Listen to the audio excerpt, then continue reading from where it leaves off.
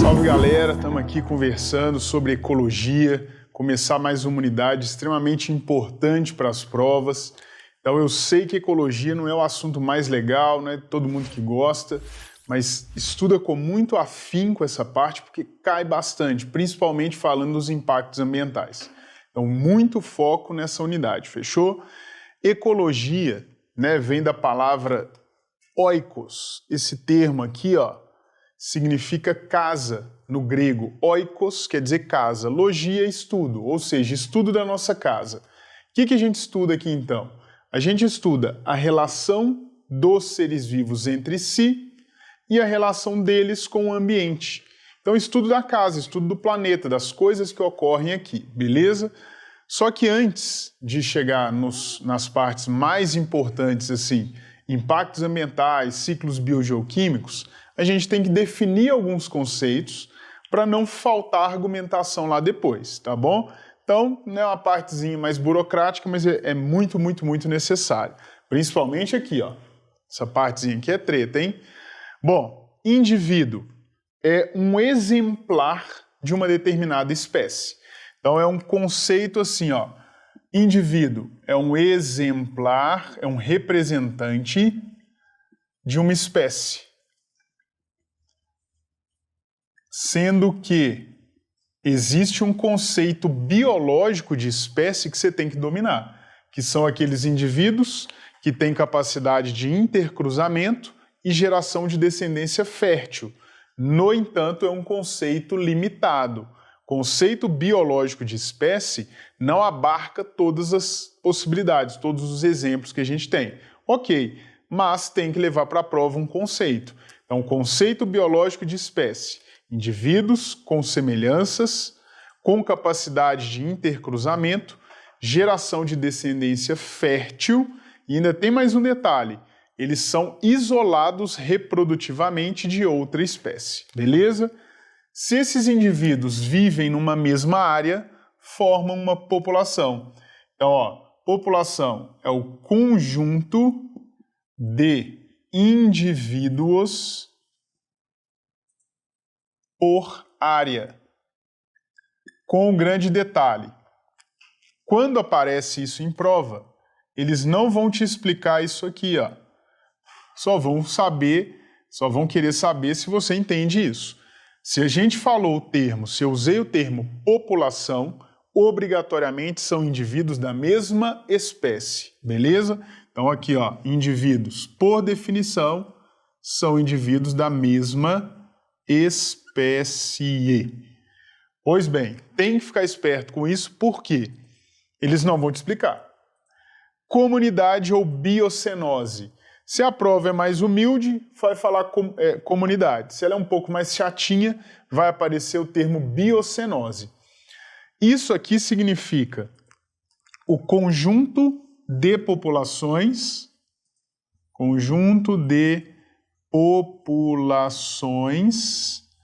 por área. Então é uma aulinha de conceito, mas que são extremamente necessários.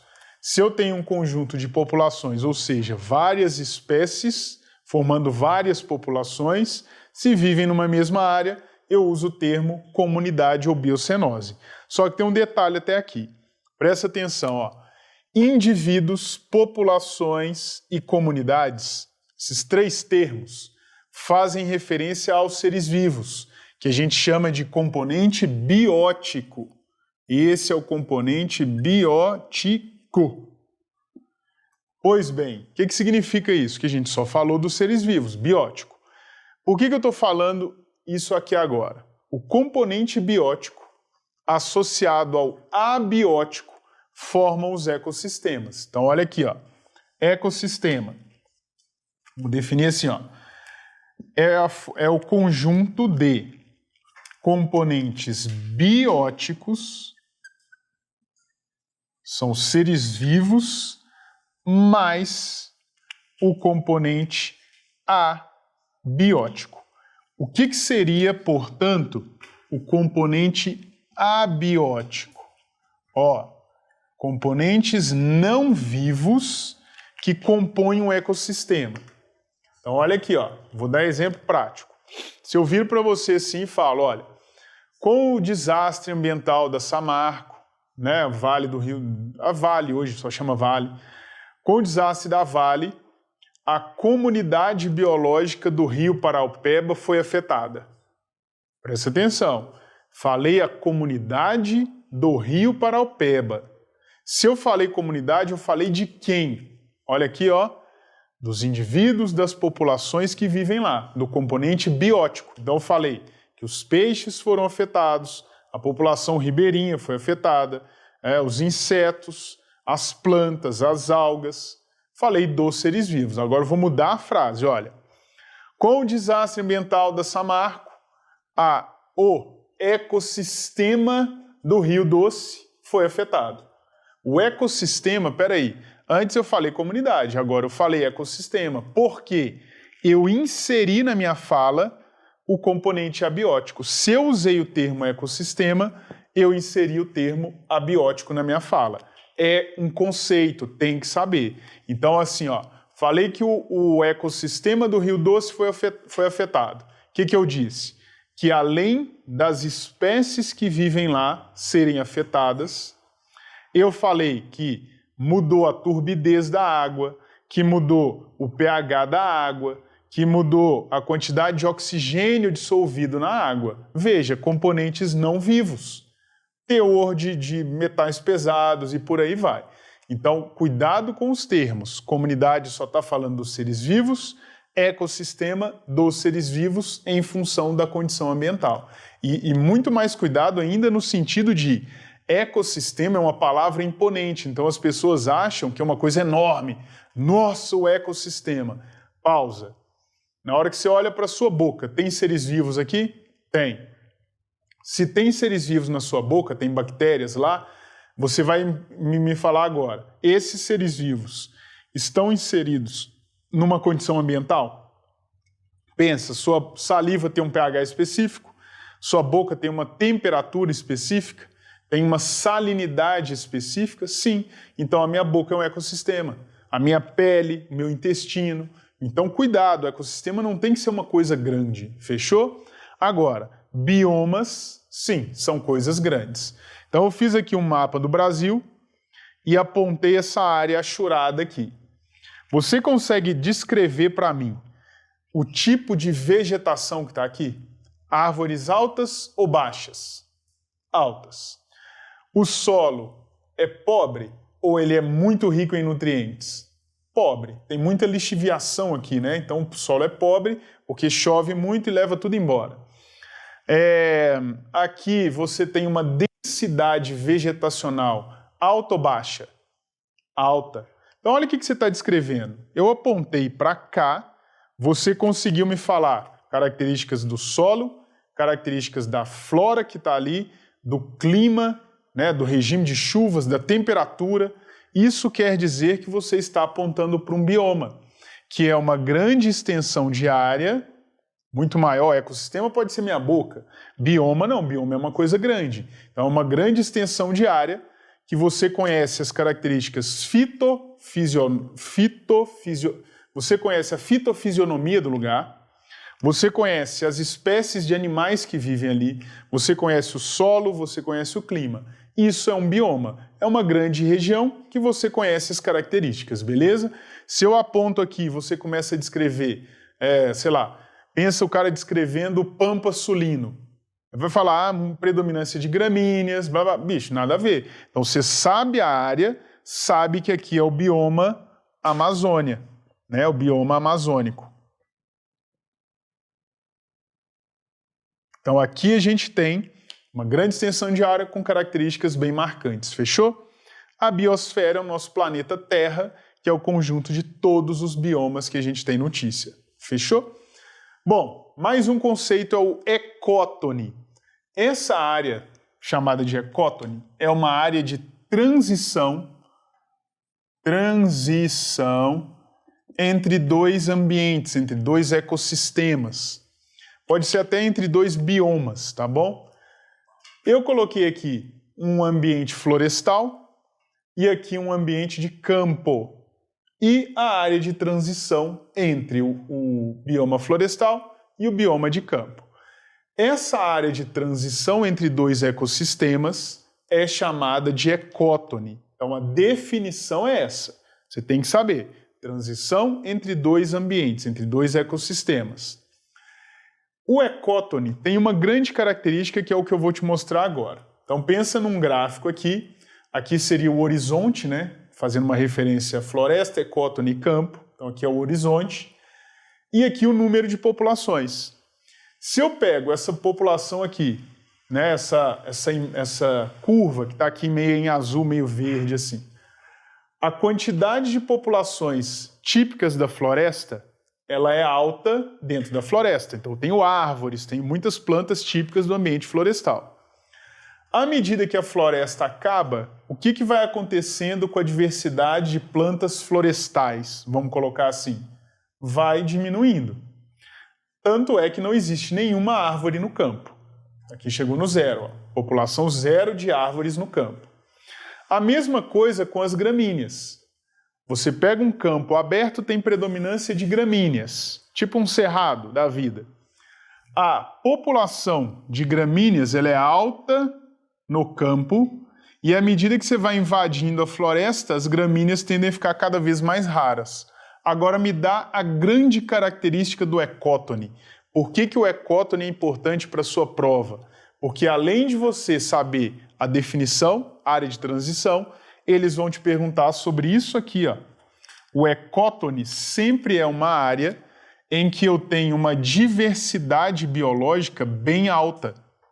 Porque aparecem espécies da floresta e aparecem espécies do campo. Olha lá, no ecótone eu tenho a transição, portanto um hábitat que não é tão perfeito quanto a floresta e não é tão perfeito quanto o campo. Cada espécie gosta de um bioma, mas aquela área de transição, de transferência, é uma área que você tem condições intermediárias. Aí aparecem as espécies tanto de um bioma quanto do outro. Então anota aí, ó, é uma região de alta biodiversidade. Isso aqui eles te perguntam sempre, tá bom? O ecótone tem alta biodiversidade. Beleza. Próximos dois conceitos a gente fala junto. Hábitat e biótopo muitas vezes são ditos querendo falar a mesma coisa. Hábitat e biótopo. A gente fala assim, ó, um lugar onde existe uma determinada espécie. Só que o termo hábitat, ele faz mais referência ao termo população, onde você encontra uma determinada população. Ah, o hábitat do lobo-guará. Pum, você vai lá e fala onde é o hábitat dele, Cerrado, por exemplo. Você está fazendo uma referência à população de lobo-guará. O termo biótopo também é um lugar, também é uma região, mas é mais utilizado para o conceito de comunidade. Quando você tem condições ambientais para encontrar um grupo de populações. Então veja bem, vou tentar exemplificar aqui de forma um pouco mais clara. Se eu viro para você assim, ó, qual é o hábitat do peixe tucunaré? Tucunaré, sabe esse peixe? Ele é um peixe de água doce, só que ele é naturalmente encontrado na bacia amazônica.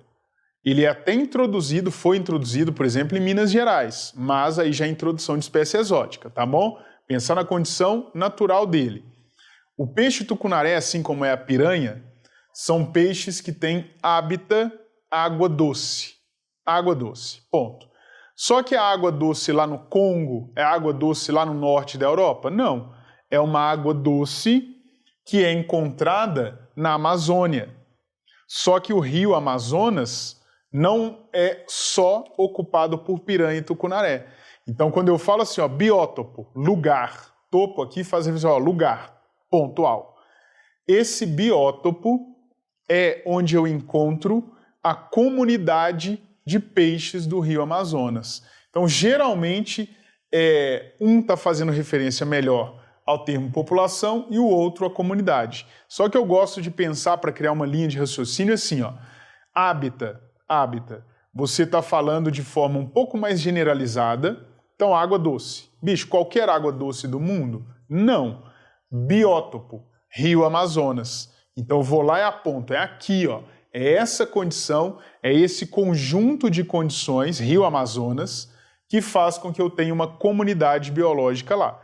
Então, o termo biótopo, você está sendo um pouco mais específico no sentido de apontar exatamente o lugar que tem todas as condições para suportar aquela comunidade biológica, tá bom? Então, o exemplo aí foi Tucunaré, hábitat, água doce, Tucunaré, biótopo, Rio Amazonas. Fechou? Bom, o nicho ecológico, ele pode ser dividido, e isso é legal, entre nicho fundamental e nicho efetivo. Seria mais ou menos assim, ó. Primeiro, nicho ecológico é tudo que você entender sobre a espécie como conjunto de condições para que ela exista naquele lugar.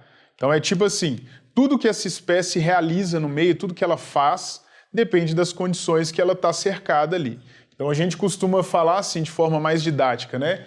Nicho ecológico é como se fosse o emprego da espécie. Hábitat e biótopo são lugares onde elas vivem. Nicho é o conjunto de condições, é o conjunto de coisas que ela desenvolve no meio, baseado nas condições que ela tem ali. Então, o nicho ecológico ele é multifatorial. Então, pensa assim, ó, vou inventar. Uma determinada espécie de aranha foi encontrada no Planalto Central brasileiro, vive em cavernas no estado de Goiás. Essa espécie de aranha se alimenta de insetos, ela reproduz no inverno e caça no período noturno. Ponto, acabei de inventar isso tudo que eu acabei de falar. Se eu não lembrar de alguma coisa, você me ajuda aí. Pensa assim, ó, se eu falei que é uma espécie de aranha que vive em ambientes do Planalto Central em cavernas, eu estou fazendo uma referência a hábitat / biótopo. Hábitat seria assim, caverna. Biótopo, caverna do Planalto Central, lá no estado de Goiás. É o lugar efetivo onde eu acho a tal da espécie. O que seria o nicho dessa espécie? O que seria o nicho dessa aranha? Nicho é o que ela come, quando acasala, se fasteia, se não faz, se caça de dia, caça de noite. É tudo o que ela desempenha no ambiente, dependendo das condições que ela tem. Só que, às vezes aparece em prova o termo nicho ecológico fundamental, nicho ecológico efetivo. O que eu poderia tentar facilitar a sua vida aqui? Nicho fundamental seria substituído assim, de forma bem simples, pelas condições fisiológicas ótimas do ambiente. Todos os conjuntos de condições para que ela exista lá. Temperatura, umidade, regime de chuva e por aí vai. Então seria um ótimo fisiológico. Tudo de condição ideal, adequada, para que essa espécie exista ali. Ponto. O que seria o nicho ecológico efetivo? Adiciona-se competidores, predadores, parasitas, tudo que ela tiver ali naquele ambiente. Esse nicho ecológico agora é o nicho efetivo, que é a condição ecológica ótima para que ela exista.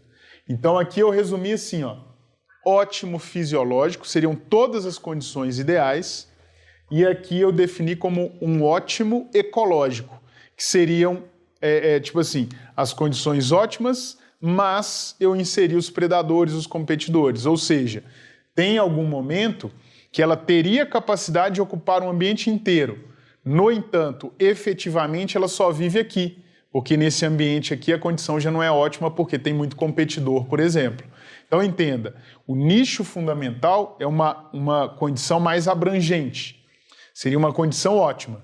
Agora adiciona o competidor. Ela não vive no ambiente inteiro, ela vive só nesse pedaço, porque nesse pedaço aqui, ó, é muito difícil viver, uma vez que eu tenho condições ambientais, pensando nos predadores, competidores, que desfavorece ela ocupar esse ambiente, mas se não tivesse o competidor, ela estaria aqui. mas uma vez que tem o competidor, ela não ocupa esse lugar e o nicho efetivo dela é esse pedacinho aqui, ó. Fechou? Bom, para tentar exemplificar isso melhor, suponha que eu tenha aqui 3 espécies de pássaros, A, B e C, e que aqui no eixo Y eu tenha a porcentagem dessas sementes de tamanhos diferentes na dieta do animal. Então seria assim, ó, tamanho das sementes que os pássaros comem em centímetros e aqui a porcentagem dessas sementes na dieta. Fechou? O gráfico ele é bem genérico, então vai lá.